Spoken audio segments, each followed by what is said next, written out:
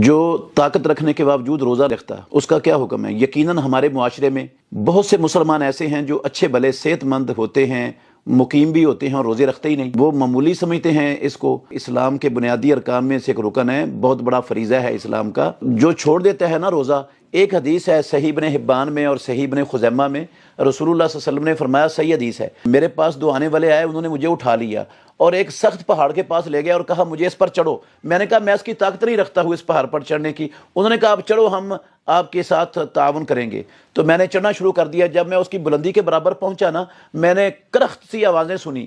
تو میں نے کہا یہ آوازیں کیا ہیں؟ انہوں نے کہا یہ جہنمیوں کا واویلا ہے، چیخو پکار ہے۔